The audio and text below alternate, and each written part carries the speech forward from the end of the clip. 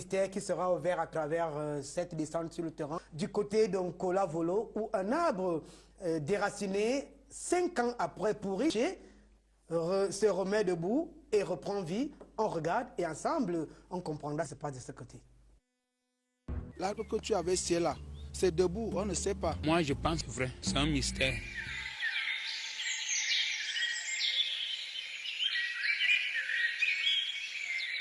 Loin d'un film de science-fiction, c'est une histoire réelle.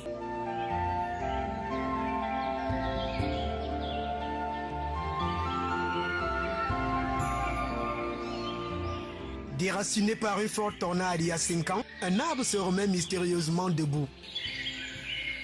Nous sommes au village Nkole Wodo dans le département de la Léké, région du centre Cameroun. Quand l'arbre est tombé, les gens ont commencé à dire les mauvaises choses que je fais. Mon mari est fâché parce que je sors déjà les gens et je mange chez les gens sur son lit. Même mon propre voisin, il a dit ça. Au des lois scientifiques, pour un arbre qui a duré 5 ans couché, pourri et sec, il se retrouve en debout. Une curiosité qui a poussé nos équipes à descendre sur le terrain pour tutoyer la vérité.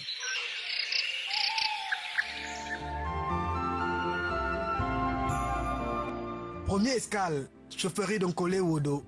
Accueilli par le notable Jean Maringa, ce dépositaire de la sagesse ancestrale va confirmer les faits. L'arbre était bien couché, donc il montait sur le tronc, il fait celle derrière.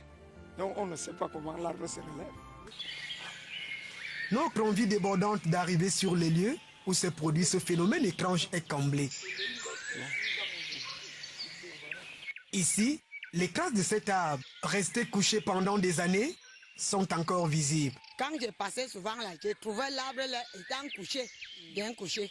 La région de cet arbre a laissé de nombreux stigmates aux arbustes tout autour.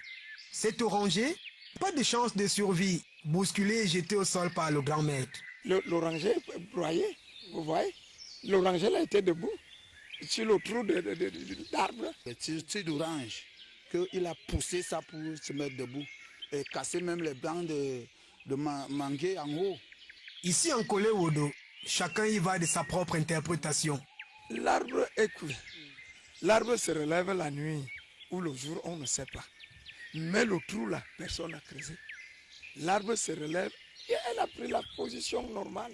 Pour relever l'arbre, il faut combien d'hommes? Des centaines de hommes pour relever cet arbre. Bon, si 100 personnes venaient pour relever l'arbre, c'est peut-être... Bon, la veuve devait savoir qu'il y a des gens derrière. Un fait surréaliste, défiant les disciplines cognitives. L'arbre a été scié et des planches sorties de son tronc. Trouver Léonard Kédé, scieur, devient une priorité pour comprendre cette énigme. Cet arbre est tombé de lui-même par le vent. Alors, sur la limite, moi avec mon voisin, bon alors, comme on ne s'entendait pas très bien, on s'est entendu quand même sur l'arbre. Que le côté qui est chez moi, je le scie comme je suis scieur. Le côté qui reste là lui-même, s'il va scier. Alors, j'ai essayé cet arbre, ça fait 5 ans aujourd'hui. Il va nous proposer d'aller voir les planches qu'il a produites à partir de cet arbre. L'extrusion de ça, c'est ça. C'est cet arbre qui a été tombé de lui-même. Et puis, j'ai scié, j'ai coupé. On a scié ces planches. L'arbre qui est debout, 5 ans aujourd'hui que moi j'avais essayé ça, j'avais même oublié que personne ne croyait. Bon, aujourd'hui, le demi qui restait, déjà pourri, on se retrouve que le demi là est debout. Ça, c'est quelque chose de miracle, que vraiment, quand le ciel, je ne sais pas quoi dire. Veuve Madeleine Mbounou, propriétaire de cette parcelle, est la première personne à avoir constaté que l'arbre qui était couché est désormais debout, donne sa version. Je traversais toujours ce même tronc pour aller défricher.